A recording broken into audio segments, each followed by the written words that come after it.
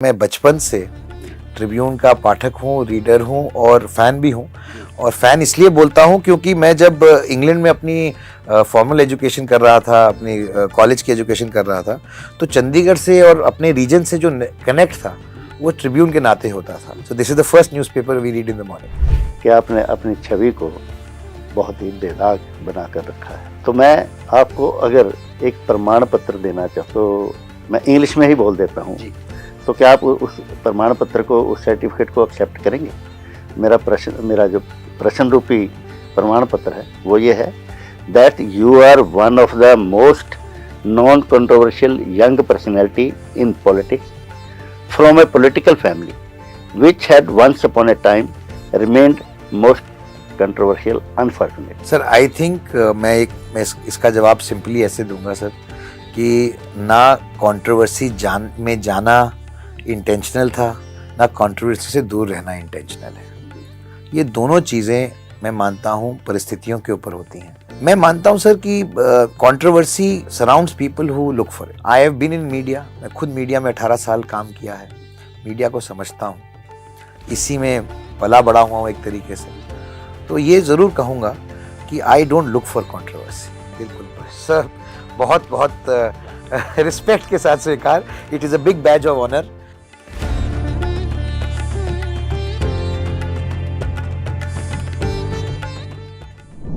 नमस्कार, बातें मुलाकातें। इस कार्यक्रम में आज हमने एक ऐसी शख्सियत को आमंत्रित किया है जो हम कह सकते हैं बहुमुखी प्रतिभा की धनी।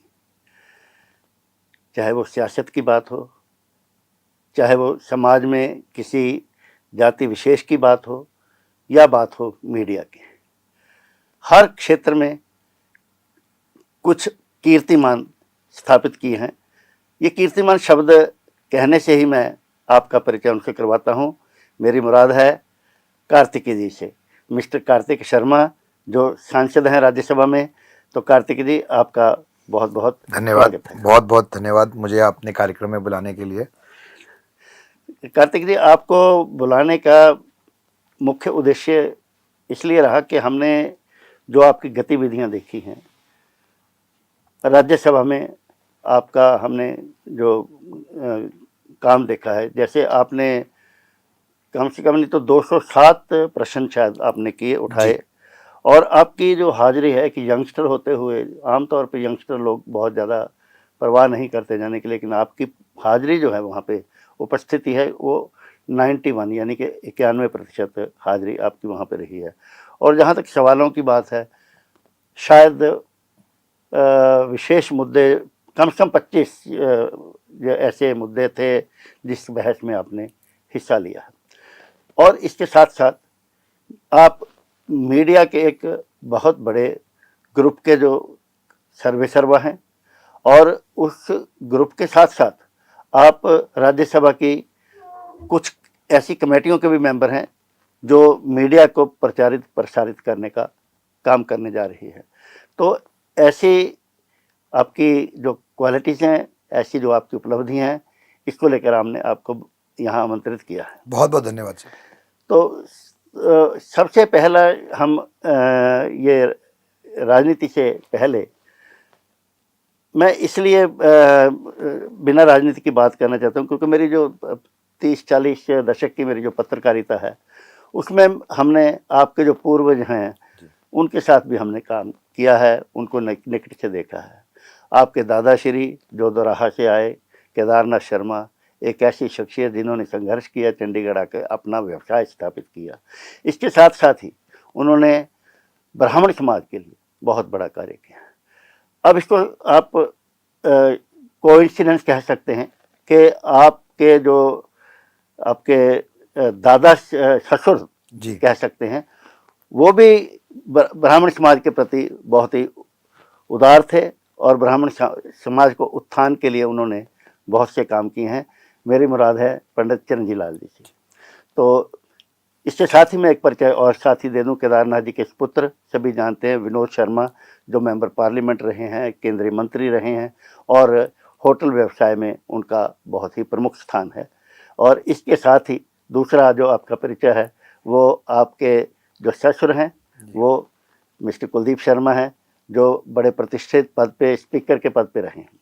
तो पहला सवाल मेरा जो है वो ब्राह्मण कम्युनिटी से ही लेकर है। अब देखिए जो हरियाणा है, क्योंकि आप हरियाणा बेस्ड हैं, हरियाणा से ही आप राज्यसभा के सदस्य हैं, राजनीति जातिगत राजनीति का बोलबाला है, एक जाति विशेष का तो बहुत ही बोलबाला रहा है। तो उसमें ब्राह्मण समाज को उठाने के लिए, जैसे विनोद जी ने भी अपने जो बुजुर्ग थे उनको उनके पद चिन्हों पर चलते हुए समाज के लिए बहुत सा काम किया है। तो आप क्या समझते हैं कि आपका मूल आधार ब्राह्मण समाज है राजनीति के अंदर या छत्तीस बिरादरी? देखिए, मैं आपको ये बात कहना चाहता हूँ, और ये बहुत अच्छा सवाल आपने पूछा, जी क्योंकि समाज वो होता है जहाँ से आप उत्पन्न होते हैं, आपकी आइडेंटिटी होती है, आपके पूर्वज आते हैं, जी और समाज की अपनी विशेषता है और छत्तीस बिरादरी की अपनी विशेषता है। मैं अभी भगवान परशुराम जी का एक बहुत भव्य कार्यक्रम का आयोजन करने का मैं लगा हूँ, और उसमें जो संदेश है मैं लोगों के बीच में लेके जा रहा हूँ जी जी वो यही है कि भगवान किसी एक समाज या एक बिरादरी के नहीं होते, वो छत्तीस बिरादरी के होते हैं, हर समाज के होते हैं। जी क्योंकि भगवान तो सबके आदरणीय है, सबके जी पूजनीय है, जी और उनकी जो शिक्षा है, जो उनकी जीवन का अनुसरण करना चाहिए, जो उससे सीखना चाहिए, जो उनकी जीवन का सार है, जी वो हमें लोगों के बीच में बढ़ाना चाहिए। क्योंकि ये महापुरुष और भगवान जितने भी हमारे हैं, चाहे किसी समाज के हों, वो सब आदरणीय है हमारे लिए। लेकिन उनकी विशेषताएं क्या हैं, उनको बताना, अगली पीढ़ी तक पहुंचाना। हम दुनिया का सबसे युवा देश है। आज 65% आबादी देश की 35 साल से कम उम्र की है। जी तो अधिकांश हिस्सा देश का युवा है। तो उन तक हमारी संस्कृति कैसे पहुंचे, उन तक हमारी शिक्षा कैसे पहुंचे, उन तक हमारी जो वैल्यू सिस्टम है वो कैसे पहुंचे, ये बहुत ही महत्वपूर्ण चीज़ है। मेरे पे इस पर पूर्ण रूप से विश्वास है।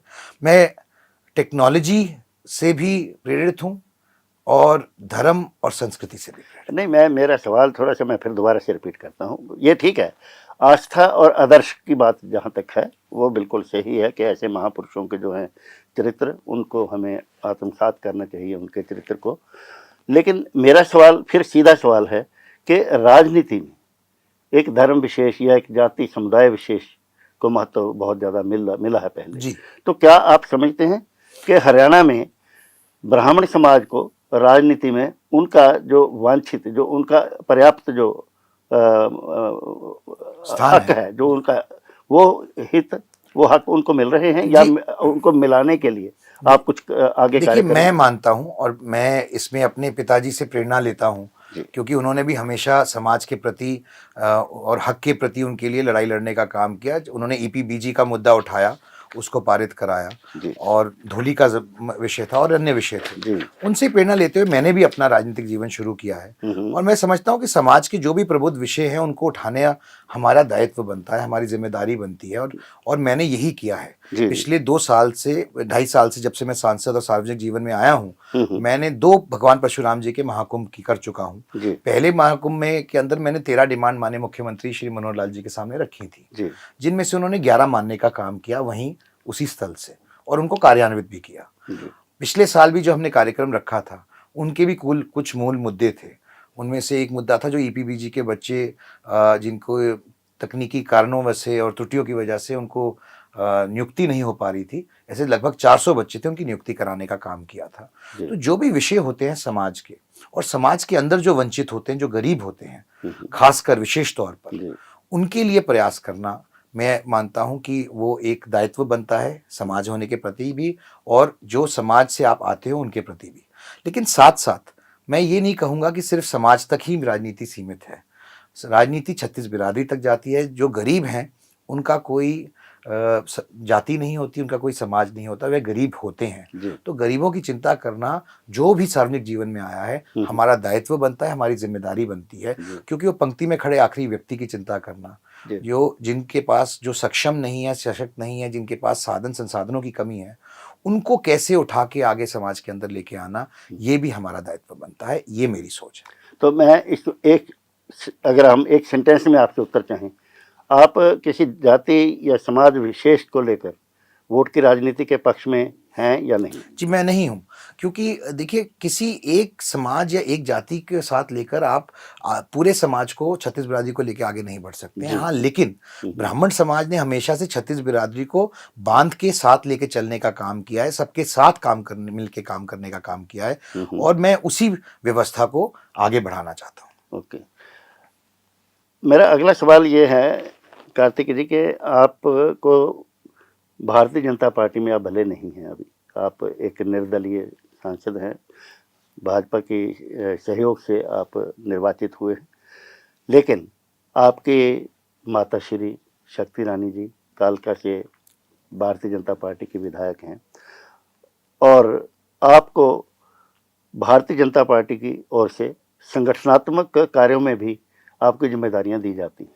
तो ये सब कुछ होते हुए भी क्या आप कोई अपने विचारों का कोई अंतर समझते हैं या सांप्रदायिकता की कोई ऐसी बात समझते हैं कि आप पार्टी में किसी में शामिल ना होकर एक किनारे पे खड़े होकर पार्टी के साथ सहयोग कर रहे हैं, या कि आने वाले समय में कुछ ऐसा हो सकता है? जी मैं इंडिपेंडेंट हूँ और मैं एनडीए का सदस्य हूँ, और मैं एनडीए के सदस्य होने के नाते जो भी कार्यक्रम होते हैं सरकार के उसमें शामिल होता हूँ। जी। मैं ये बात आपके दर्शकों को जरूर बताना चाहता हूँ कि जब आप एक इंडिपेंडेंट चुने जाते हैं तो संवैधानिक प्रावधान के अंदर आप किसी राजनीतिक पार्टी को ज्वाइन नहीं कर सकते हैं। लेकिन क्योंकि मैं सरकार का हिस्सा हूं तो मैं सरकारी कार्यक्रमों में सरकार के साथ हमेशा खड़ा रहता हूं, और पर्सनल लेवल पे भी मैं माननीय नरेंद्र मोदी जी से प्रेरित हूं, और मेरा राजनीति में आने का एक कारण उनसे जो प्रेरणा मिली और उनका जो जिस तरह का उन्होंने राजनीति को बदलने का काम किया है पिछले कुछ सालों में, मैं उससे प्रेरित हुआ और मैं राजनीति में आने का फैसला किया। तो मैं आपकी बात का अगर स्पष्ट जवाब दूं तो तकनीकी मैं बिल्कुल इंडिपेंडेंट हूँ, सरकार का हिस्सा हूँ, पर मेरी आस्था और मेरी विषय और सोच भारतीय जनता पार्टी और नरेंद्र मोदी से बिल्कुल वाकिफ रखते हैं। आस्था और सोच की जो बात आपने की है, जी देखिए जैसे मैंने शुरू में कहा, आपके परिवार की जो पृष्ठभूमि है, आपके परिवार की या आपके ससुराल के परिवार की, वो कांग्रेस पार्टी के आधार उनका कांग्रेस पार्टी रहा है, जिसको कि धर्मनिरपेक्ष कहा जाता था, सेकुलर कहा जाता था, या वो क्लेम करते थे कि हम ये। और इधर भारतीय जनता पार्टी के ऊपर ये कई बार ये आक्षेप लगता है कि ये सांप्रदायिकता को बढ़ावा देते हैं या किसी समाज के किसी वर्ग विशेष को महत्व देते हैं या दूसरे वर्ग को इग्नोर करते हैं, ऐसा कुछ मतलब ऐसी बातें ये देखने में आते हैं।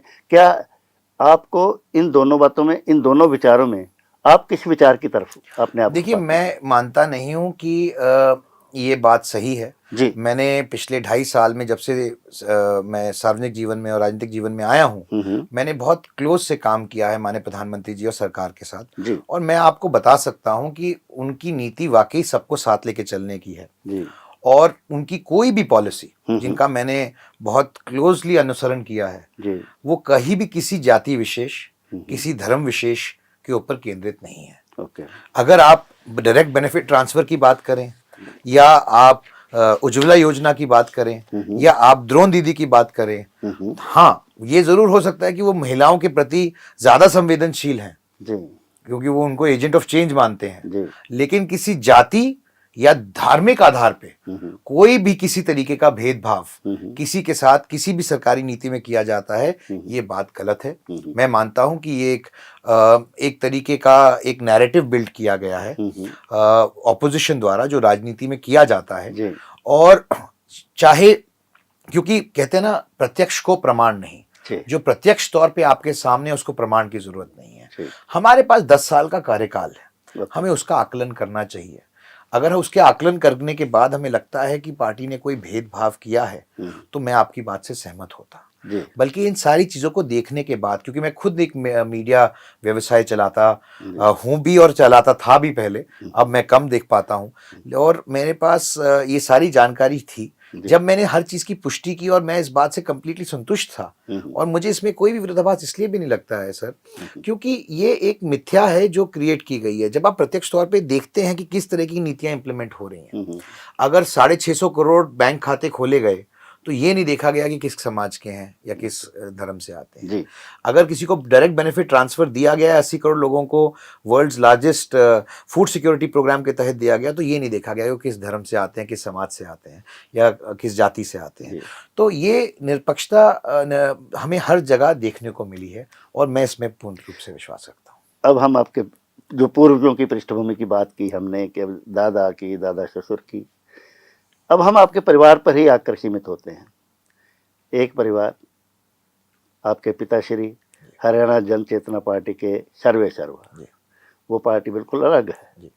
आपके माताश्री भारतीय जनता पार्टी के विधायक, जी। और आप एक निर्दलीय सांसद। एक ही परिवार में 3 सदस्य और तीनों ही राजनीति में सक्रिय, तीनों के रास्ते अलग अलग। मेरे को लगता है इससे अच्छा लोकतंत्र का क्या उदाहरण हो सकता है। देखिए, घर में लोकतंत्र है। बिल्कुल लोकतंत्र है। और मैं ये कहना चाहता हूँ जी, देखिए मैं जब इंडिपेंडेंट चुनाव लड़ा जी तो मेरी मंशा ये थी कि मैं जो भी हमारे एमएलएस थे उस वक्त, जी उन तक अपील करूं और अपने विजन को लेके जाऊं। जी और खासकर उस वक्त जो कैंडिडेट ऑपोजिशन की तरफ से आए थे वो बाहर के आए थे। ओके और मेरा ऐसा मत बना कि अब अगर समाज में कुछ बदलाव लाना है, कुछ कुछ चेंज लाना है, तो आपको उसका हिस्सा बनना पड़ेगा। ओके इस मंशा से मैं उस चुनाव में उतरा। और मुझे शायद इतिहास में पहली बार ऐसा हुआ कि मुझे सारी पार्टियों का सपोर्ट मिला। जी और शायद इतिहास में ऐसा पहली बार हुआ कि जितने बड़े परिवार हैं राजनीतिक इतिहास के हरियाणा के, चाहे वो भजनलाल परिवार था, चाहे वो देवीलाल परिवार था, चाहे वो मनोहर लाल जी थे, सब ने एकजुट होकर, और बंसीलाल परिवार ने भी मेरी मदद की। जी अभी मैं इसी को सवाल को थोड़ा सा और आगे, तो फिर उसके बाद हम आपके मीडिया की बात पे आएंगे। आपने बहुत अच्छी बात की कि घर में ही लोकतंत्र है। इसके साथ साथ ही मैं जब पुरानी बातें याद करता हूँ, आपके पिताश्री ने पटियाला से, बनूड़ से राजनीति इलेक्शन में लड़े।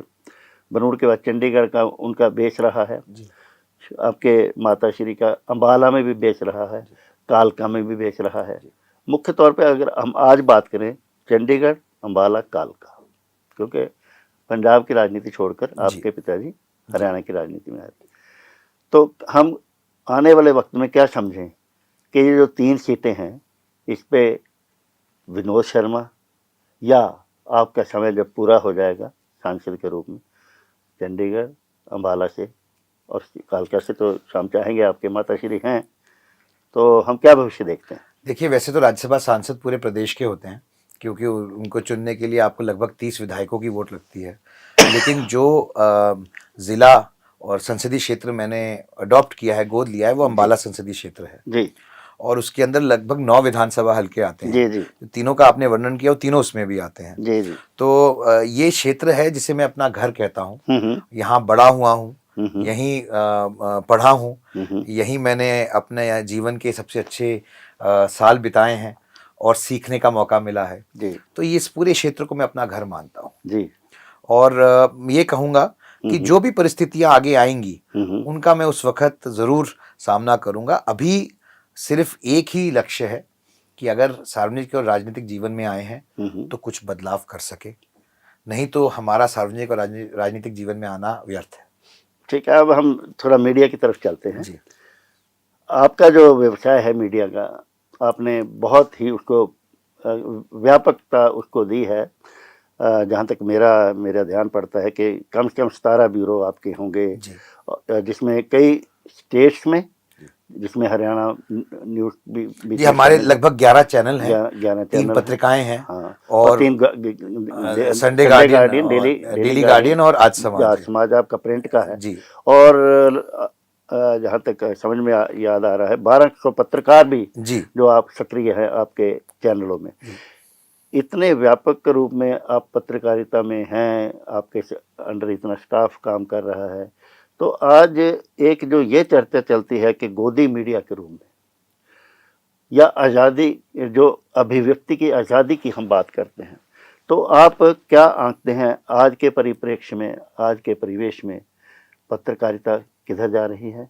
क्या ये गोदी मीडिया की बात कहीं पे आपको भी ऐसे समझ में आती है? अगर है तो उसको दूर करने के लिए आपका मीडिया क्या रोल अदा कर सकता है? देखिए सर, मेरा मानना है कि मेरे प्रोफेशनल मीडिया करियर के अंदर जी मेरे को लगभग 10.5-11 साल हो गए इस सरकार को देखते हुए। जी मेरे कार्यकाल के अंदर मेरे पास कभी ना तो कोई दबाव, ना कोई ऐसा टेलीफोन कॉल, ना कभी कोई ऐसा इन्फ्लुएंस या ऐसा कोई प्रेशर आया जी कि कोई स्टोरी लगाई जाए या ड्रॉप की जाए या कोई खबर चलाई जाए। जी और जैसे मैंने पहले कहा, प्रत्यक्ष को प्रमाण नहीं, तो मैं अपने एक्सपीरियंस पर ही अपनी बात कह सकता हूँ। ओके रही बात जो संज्ञा लोग देते हैं गोदी मीडिया की, जी तो सर मैं आपसे पूछता हूँ, आप बहुत सीनियर जर्नलिस्ट हैं, आपके पास 4 दशक का अनुभव है जी सर।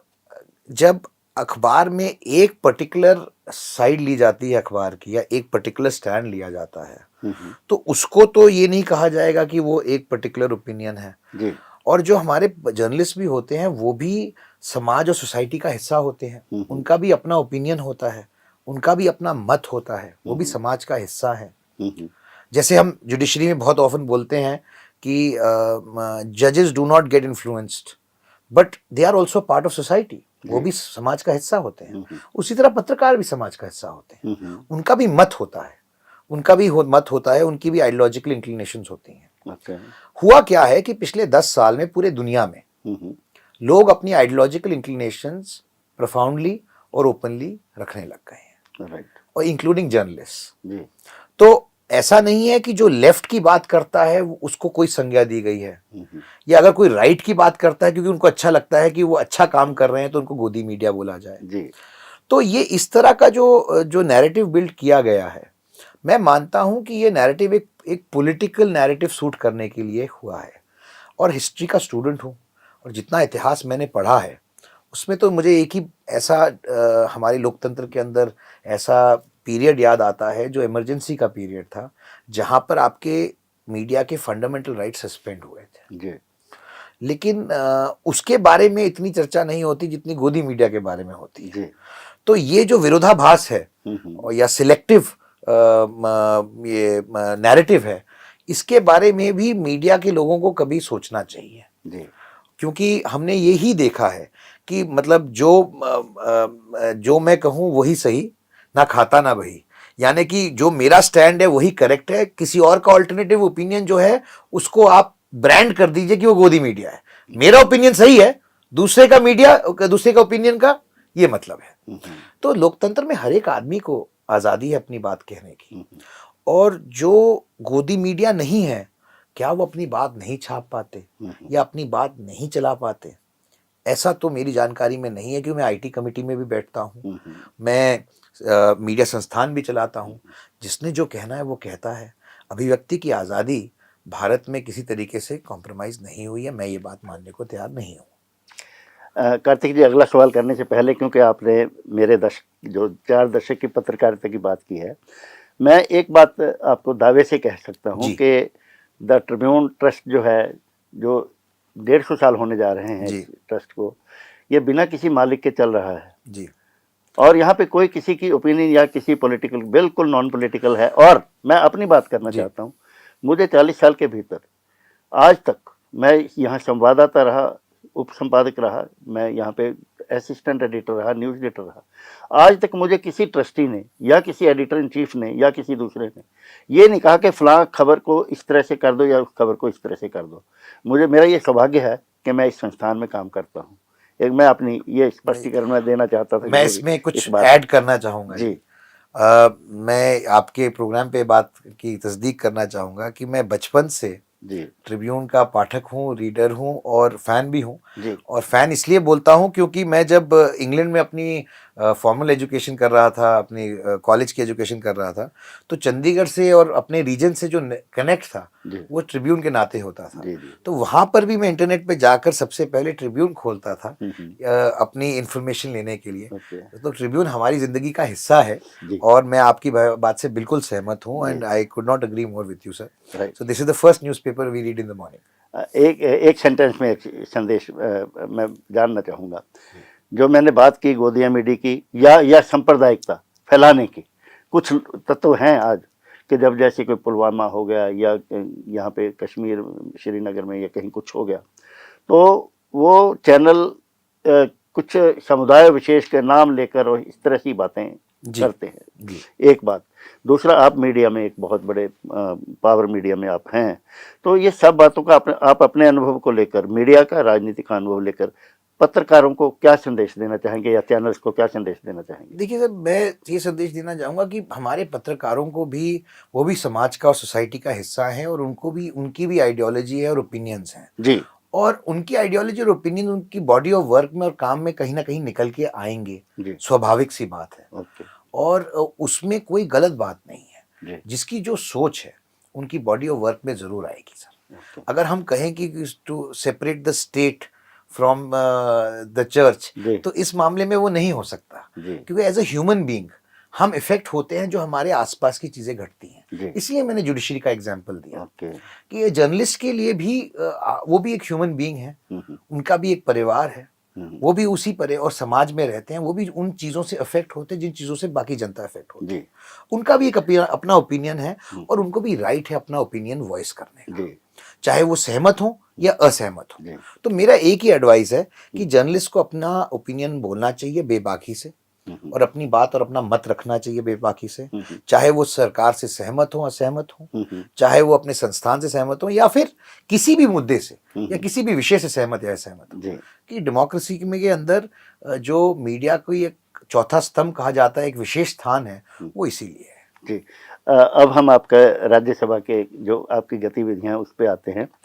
ये सौभाग्य है हरियाणा के, आप इतने यंग एज में एक राज्यसभा का सदस्य होते हुए, राज्यसभा में आपने कई बार जो चेयरमैन का पद है उस पर भी आप बैठते रहे हैं, और आप कई कमेटीज के मेंबर भी हैं, और ख़ास तौर पे मीडिया से रिलेटेड जो बातें, आप जो उपलब्धियां या आपके जो कार्यक्रम हैं, वो आप थोड़ा सा आप जी। मुझे सर सौभाग्य मिला था लगभग 2 साल पहले, 42 साल की उम्र में वाइस चेयरमैन के तौर पर पूरा राज्यसभा का संचालन करने का। जी। और मैं यंगेस्ट व्यक्ति हूं जो उस चेयर पे बैठा। मुझे ऐसा सौभाग्य मिला हमारे राष्ट्रपति महामहिम उपराष्ट्रपति श्री धनखड़ जी के सानिध्य के अंदर, और ये बहुत ही एक अद्भुत मौका था, क्योंकि मतलब अगर आप सोचे कि आप देश की सबसे बड़ी पंचायत और अपर हाउस को कंडक्ट कर रहे हैं, तो उस वक्त तो थोड़ी नर्वसनेस होती है पहली बार बैठते हुए,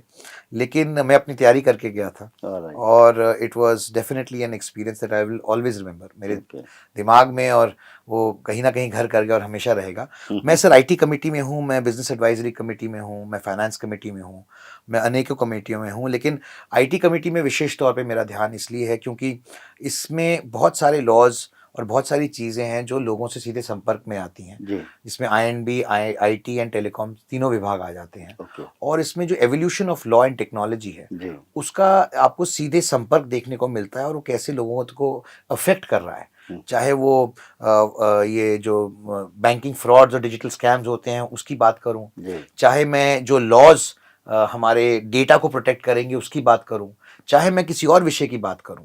मैं डिटेल्स में नहीं जाऊंगा क्योंकि I am not allowed to speak about what are the proceedings of the committee, but मैं सिर्फ उन विषयों की बात कर रहा हूं जो मुझे डेफिनेटली आकर्षित करते हैं। और उनके अंदर ये है कि कानून भी बन रहा है, साथ साथ जो कानून आज बनेंगे आने वाले समय में वही दशा और दिशा देंगे टेक्नोलॉजी को, मीडिया को और उसके रिलेटेड एक्टिविटीज को। मैं मानता हूं कि हमारे देश का कानून सक्षम है, आज भी जो कानून है वो सक्षम है। जैसे जो ऑर्गेनाइज्ड मीडिया है, प्रिंट हो गया या टेलीविजन हो गया, जो कानून उन पे लागू होते हैं वैसे ही कानून डिजिटल और सोशल मीडिया पे भी लागू होने चाहिए। दोनों में कोई विरोधाभास नहीं होना चाहिए, क्योंकि ये रेगुलेटेड है, वो अनरेगुलेटेड है। तो इसमें मेरी रुचि है, और भी चीज़ों में जो रिलेटेड है लोगों से और सीधे संपर्क में आती हैं। और मेरा मानना है कि फ्यूचर में लगभग 70% of businesses in the future will be based on knowledge. तो नॉलेज बहुत इंपॉर्टेंट है, ज्ञान बहुत इंपॉर्टेंट है, और कहीं ना कहीं भारत ज्ञान का केंद्र होता था दुनिया में, और ये शायद एक मौका है भारत के लिए वापस ज्ञान का केंद्र बनने के लिए। तो मैं उसका एक हिस्सा बनना चाहता हूँ और उसके अंदर कुछ कंट्रीब्यूट करना चाहता हूँ। हम थोड़ा राजनीति पे फिर वापस आते हैं। आपने अभी थोड़ी देर पहले कहा कि सभी राजनीतिक दलों में आपके लगाव है, मित्रता रही है, आपके परिवार की भी रही है। पिछले दिनों इसी मंच में अभय चौटाला इंडियन नेशनल लोक दल के जो अध्यक्ष हैं या प्रमुख हैं, वो इसी मंच पर आए थे। बातचीत के भीतर उनसे एक सवाल किया गया कि आपने कार्तिक को जो है सपोर्ट किया, वोट दिया, एक तरफ आप बीजेपी के सपोर्ट नहीं करते हैं, उनके विरुद्ध हैं, तो उनका कहना यह था कि मेरे परिवार पर, कार्तिकी के परिवार का, या कहिए कि जो आपके भाई जो हैं, जो अनफॉर्चुनेटली जो पहले दिल्ली रहे, जी तो साथ में चौटाला साहब भी वहीं थे, जी तो उनका कहना है कि जेल के अंदर चौटाला साहब का उन्होंने बहुत देख रेख की थी, ये मेरे पे, हमारे परिवार पे बहुत आसान है, वो ऋण में कुछ ऋण है जो चुकता करने का प्रयास किया। आपके संबंध उनके साथ कैसे, आप कैसे मानते बहुत अच्छे संबंध हैं जी, और वो हमारे आदरणीय हैं, बड़े हैं, और मैं उनका आभार व्यक्त करता हूं कि उन्होंने ऐसी बात कही। लेकिन मैं मानता हूं कि कहीं ना कहीं जिस तरीके से मैंने जैसे कहा कि हम समाज में रहते हैं, और जिस तरीके से उनका मुझे आशीर्वाद मिला, मुझे पूरे देवीलाल परिवार का आशीर्वाद मिला, जी, जिसमें नैना चौटाला जी ने, दुष्यंत चौटाला जी ने, अभय चौटाला जी ने, रंजीत चौटाला जी ने, जी, जो अगर आप देखें तो तीनों अलग थे, क्योंकि रंजीत चौटाला जी इंडिपेंडेंट थे, ये जेजेपी थी और आईएनएलडी थे, सबने वोट किया। मैं उनका कृतज्ञ हूँ, और उनको साथ में ये भी कहना चाहता हूँ कि उन्होंने मौका दिया मुझे, उन सबों ने, सारे विधायकों ने, जिन्होंने विश्वास प्रकट किया कि शायद इस लड़के को मौका देना चाहिए, शायद ये हरियाणा प्रदेश के लिए कुछ कर सके। और मैं जब जिस व्यक्ति के सामने कैंडिडेट बन के खड़ा था, वो बाहर के थे, वो दिल्ली के थे, तो शायद उनको ये भी लगा कि अगर इसको मौका देंगे तो हमारा हरियाणा का ही लड़का आगे आएगा और शायद हरियाणा के लिए कुछ करेगा। लेकिन हाँ, ये बात सही है कि जो मेरे पारिवारिक संबंध हैं, जो मेरे पिताजी के, मेरे परिवार के, उसका फ़ायदा मिला, और उसकी वजह से उन लोगों ने मेरे को वोट दी और मुझे जीतने का मौका मिला। अब थोड़ा सा हम आपके राजनीति के, आपके पिताश्री या आपके ससुर के राजनीति की बात करना चाहेंगे। जी। आपके पिताश्री भूपिंदर सिंह हुड्डा के परछाई की तरह माने जाते थे, मंत्री भी रहे, और जब वो मुख्यमंत्री रहे तो किसी वजह से बाद में वो आपस में उनका संबंध ज़्यादा नहीं रहा। वही चीज़ संयोगवश कहिए कि आपके ससुर जो हैं कुलदीप शर्मा, वो भी जैसे कहते हैं कि नाक का बाल, मतलब उस भूपिंदर सिंह हुड्डा के साथ वो भी इसी तरह हैं। अब इसको या संयोग कहें या क्या कहें कि वह अब दोनों ही वो भूपिंदर सिंह हुड्डा के नज़दीक नहीं है, तो क्या ये संयोग है या कोई प्लानिंग है कि वो अब कहीं दोनों ही देखिए कमल की तरफ तो नहीं बढ़ रहे हैं? देखिए, मैं ये कहूँगा कि विनोद शर्मा जी और कुलदीप शर्मा जी दोनों अपने राइट में बहुत बड़े व्यक्तित्व हैं जी, जिनके पास 40 से 50 साल का अनुभव है जी, और मेरे पास 2.5 साल का अनुभव है जी जी। तो मैं ये नहीं कह सकता, ना तो उनके बिहाफ पे बोल सकता हूँ, ना उनके लिए बोल सकता हूँ, और ये सवाल आप उनसे करें तो बेहतर होगा, क्योंकि इसका जवाब वही दे पाएंगे। लेकिन मैं ये बात जरूर कहना चाहता हूँ कि मैं कभी भी कांग्रेस पार्टी में नहीं था, और ना ही मैं कांग्रेस पार्टी से जुड़ा हुआ था। मैं मीडिया से रिलेटेड था, अपना मीडिया काम करता था, और मैं किसी भी पॉलिटिकल पार्टी से नहीं जुड़ा हुआ था। लेकिन जब मुझे लगा कि अब समय आ गया है, और कहते हैं कि मेरा एक टाइम तक राजनीति में आने का कोई मन नहीं था, लेकिन ऐसी परिस्थितियां बनी और मेरे को इस तरह ये लगा कि अगर मैं समाज में बदलाव लाना चाहता हूँ, कुछ करना चाहता हूँ, तो खुद ही प्रयास करना पड़ेगा। सिर्फ बाहर बैठ के बोलना या लिखने से काम नहीं होगा। नहीं तो मीडिया के माध्यम से भी मैं जो कर सकता था सोसाइटी के लिए, समाज के लिए, वो करते थे, बेटरमेंट ऑफ ह्यूमन काइंड के लिए करते थे। पत्रकारिता का मूल मंत्र ही ये है, तो उसके लिए तो मैं वैसे उस कॉन्टेक्स्ट में काम करता ही था। लेकिन ये मुझे लगा कि ये सही समय है, इसलिए मैंने ये किया। और मैं भारतीय जनता पार्टी और नरेंद्र मोदी जी से प्रभावित था, उनकी नीतियों से प्रभावित था, उनकी शैली से। मुझे किसी ने, एक मेरे फॉरेन फ्रेंड ने पूछा कि व्हाट इज द रीज़न कि आपकी कंट्री में इतने युवा लोग हैं, इतनी युवा पीढ़ी है, फिर भी वो लोग प्रधानमंत्री से ज़्यादा अट्रैक्टेड हैं, जो कि उम्र में कहीं ज़्यादा हैं, वनस्पत लीडर ऑफ ऑपोजिशन के जो उनकी उम्र के पास हैं। तो मैं बताना चाहता हूँ सर, इन आवर कंट्री, हमारे देश के अंदर एस्पिरेशन बहुत इंपॉर्टेंट है, और उस एस्पिरेशन का प्रतीक कहीं ना कहीं नरेंद्र मोदी बने हैं। और जो उनकी जर्नी है, एक चाय वाले से लेकर प्रधानमंत्री तक बनने की, वो कई बाउंड्रीज को ट्रांसेंड करती है। तो कहते हैं ना, नथिंग सक्सीड्स लाइक सक्सेस।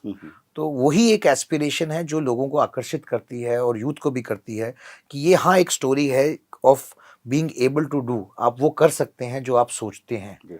और अगर आप उसके ऊपर एक्ट करते हैं। देखिए, आपने मोदी जी की बात की है, ये ठीक है, वो आपके आदर्श पुरुष हैं या आपके प्रेरणा स्रोत कह सकते हैं, लेकिन बाद में फिर दोबारा से उसी बात पे आता हूँ जी कि आप निर्दलीय सांसद हैं, जबकि आप भारतीय जनता पार्टी के लिए तो काम करते रहे, संगठन के लिए। मोदी जी कई जिम्मेवारियां आपको देते हैं या आपको बहुत स्नेह भी करते हैं। ये सब होने के बावजूद क्या राजनीति का म्यार जो गिर रहा है, वो कारण है कि आप सीधे तौर पे किसी दल के साथ दलदल में, एक मैं पूरा प्रश्न जी। कर दूं, दलदल में बहना नहीं चाहते?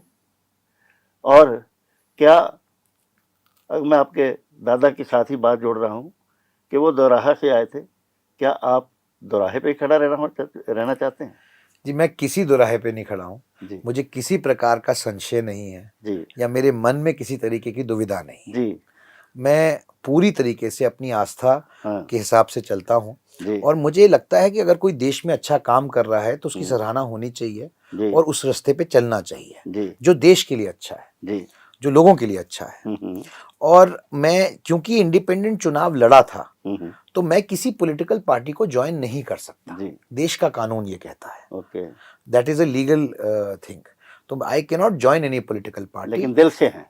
हाँ, आप मान सकते हैं, दिल से हैं, इसमें मुझे कहने में कोई गुरेज नहीं है। जी जी। और साथ ही साथ मैं ये भी कह सकता हूँ कि मैं एनडीए का हिस्सा हूँ, तो उस नाते से भी मैं सरकार का हिस्सा हूँ। जी क्योंकि मैं एनडीए का हिस्सा हूँ तो मैं सरकार के का पार्ट हूँ, जी।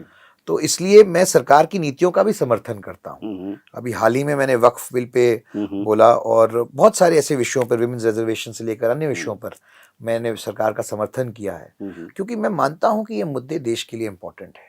और जो सरकार का स्टैंड है, चाहे मैंने विमेंस रिजर्वेशन बिल के ऊपर भी ये कहा था कि ये बहुत ही सराहनीय और ऐतिहासिक बिल इसलिए था क्योंकि महिलाओं को एम्पावर करने की बात तो बहुत सदियों से चली आ रही है और बहुत दशकों से चली आ रही है। आपको याद होगा कि जब पंचायती राज में महिलाओं का पार्टिसिपेशन हुआ था, वो 80 के दशक की बात है, लेकिन तब भी महिलाओं को वो पावर नहीं मिल पाई।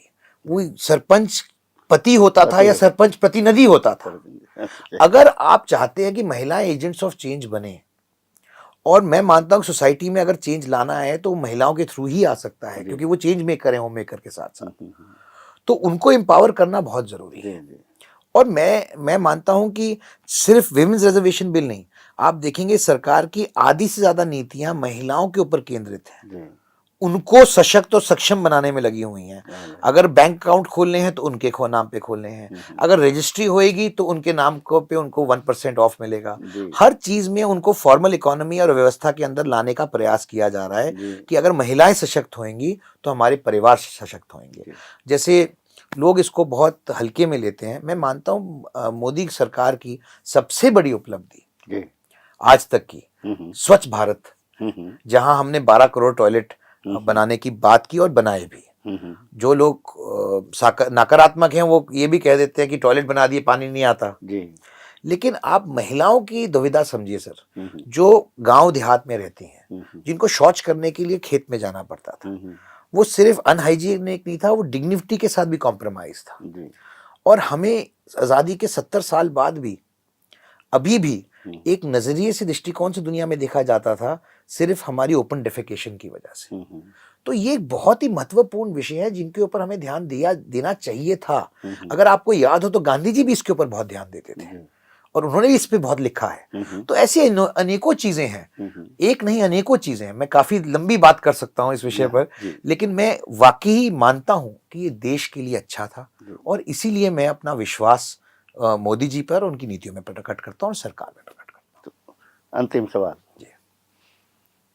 आप मीडिया मैन हैं, कोई भी कलाकार है या किसी नेता का इंटरव्यू लेना होता है, दर्जनों कैमरे लगे होते हैं उसके ऊपर, लेकिन आप सार्वजनिक जीवन में हैं जी। आप पे लाखों कैमरों के रूप में लोगों की निगाहें हैं, लेकिन आपने, इसमें कोई शक नहीं है कि आपने अपनी छवि को बहुत ही बेदाग बना कर रखा है। तो मैं आपको अगर एक प्रमाण पत्र देना चाहूँ तो मैं इंग्लिश में ही बोल देता हूँ जी। तो क्या आप उस प्रमाण पत्र को, उस सर्टिफिकेट को एक्सेप्ट करेंगे? मेरा जो प्रश्न रूपी प्रमाण पत्र है वो ये है that you are one of the most non controversial young personality in politics from a political family which had once upon a time remained most controversial unfortunately. Sir I think मैं इसका जवाब सिंपली ऐसे दूंगा sir कि ना controversy में जाना intentional था, ना कंट्रोवर्सी से दूर रहना इंटेंशनल है जी। ये दोनों चीज़ें मैं मानता हूँ परिस्थितियों के ऊपर होती हैं। और सर मीडिया में था तो अपना काम करता था और मन से लगन से काम किया। अब ये रोल में आए हैं तो इस पे भी मन से काम कर रहे हैं। मैं मानता हूं सर कि controversy surrounds people who look for it. I have been in media, मैं खुद मीडिया में 18 साल काम किया है, मीडिया को समझता हूं, इसी में पला बड़ा हुआ हूं एक तरीके से। तो ये ज़रूर कहूँगा कि I don't look for controversy. प्रमाण पत्र स्वीकार? बिल्कुल सर, बहुत बहुत रिस्पेक्ट के साथ स्वीकार। It is a big badge of honour. But ये ज़रूर कहूँगा सर कि जो भी टाइम मुझे मिला है जी, मुझे ऐसा लगता है कि एक मौका है सीखने के लिए और कुछ करने के लिए जी। और उस मौके का पूरा फ़ायदा उठाना चाहिए और फ़ायदा उठाते हुए कुछ बदलाव लाना चाहिए। नहीं तो फिर क्या, it is no point coming to politics. अगर आप आकर कोई बदलाव नहीं ला पाते हैं तो फिर ये पूरी की पूरी एक्टिविटी, ये पूरा का पूरा प्रयास, जैसे जो भगवान परशुराम जी का हम एक बहुत बड़ा जनोत्सव का आयोजन कर रहा हूँ मैं, ये परसों ही है 27 तारीख को। करनाल में है? नहीं जी, हाँ पंचकूला में ही है। करनाल में हो चुका है। करनाल में हो चुका है जी, करनाल में 2 बार कर चुके हैं और ये तीसरा है उसी श्रृंखला में। तो मैं मानता हूँ कि मैं फ्यूचर का भी बिलीवर हूँ, टेक्नोलॉजी का भी और आस्था और संस्कृति का भी। मैं एक उदाहरण छोटा सा देना चाहूँगा। मैं इंडोनेशिया गया था IPU के दौरान और मैं वहाँ पर उनके MP से मिला, स्पीकर से मिला। तो मैं अचंभित हुआ इस बात को लेकर कि उनकी क्लासेस में अभी तक रामायण पढ़ाई जाती है, इसके बावजूद कि वो पूरा देश अधिकांश तौर पे मुसलमान है। इन स्पाइट ऑफ बीइंग मुस्लिम वो उसको अभी भी अपनी संस्कृति का हिस्सा मानते हैं और सांस्कृतिक होने के नाते वो आज भी रामायण पढ़ाने का काम करते हैं। तो हमारे यहाँ कुछ ना कुछ चीज़ें थी। जब हमें सोने की चिड़िया कहा जाता था तो ये नहीं था कि हम सोना इतना था भारत में, हम ज्ञान का केंद्र थे दुनिया का, हर प्रकार का ज्ञान, चाहे वो बौद्धिक ज्ञान था, चाहे विज्ञान था या किसी भी तरीके का ज्ञान केंद्र था। तो हमें कहीं ना कहीं वो संज्ञा वापस प्राप्त करनी है अगर 2047 तक वाकई हम एक विकसित देश के तौर पर, एक डेवलप्ड नेशन कंट्री के तौर पे स्थापित होंगे। तो और मैं उसका एक हिस्सा बनना चाहता हूँ और उसमें अपना योगदान देना चाहता हूँ। तो आप कार्तिकेय जी मल्टी फेसेटेड पर्सनैलिटी, जैसे बहुमुखी प्रतिभा के आप धनी हैं। आपने बहुत ही व्यापक रूप में हमें अलग अलग क्षेत्रों की बातें जो है ज्ञान दिया है, दर्शन हमारे दर्शकों को जो आपने बात कही है, इसके लिए आप यहाँ पे पधारे हैं, इसके लिए आपका बहुत बहुत धन्यवाद। बहुत बहुत धन्यवाद। मेरा सौभाग्य है सर आपके यहाँ ये संस्थान एक इंस्टीट्यूशन जैसा है और जो भी चंडीगढ़ में बड़ा हुआ है या इस एरिया में बड़ा हुआ है वो ट्रिब्यून को अपने ज़िंदगी का एक अभिन्न हिस्सा मांगता है। तो thank you so much for inviting me. It is a real pleasure and honour to be here. धन्यवाद। तो ये थे एक युवा सांसद राज्यसभा से कार्तिकेय शर्मा, जिन्होंने मीडिया के बारे में, जिन्होंने राज्यसभा में अपनी गतिविधियों के बारे में अपने विचार दिए और संदेश दिया मीडिया को, और राजनीति के ऊपर समाज में बदलाव के लिए उन्होंने जो बातें कही हैं और उनका जो व्यापक नज़रिया जो है वो एक उज्जवल भविष्य बनाने का जो नज़रिया पेश किया है, उसके लिए हम उनके बहुत आभारी हैं। फिर मिलेंगे किसी नई शख्सियत के साथ, बातें मुलाकातें कार्यक्रम में। धन्यवाद।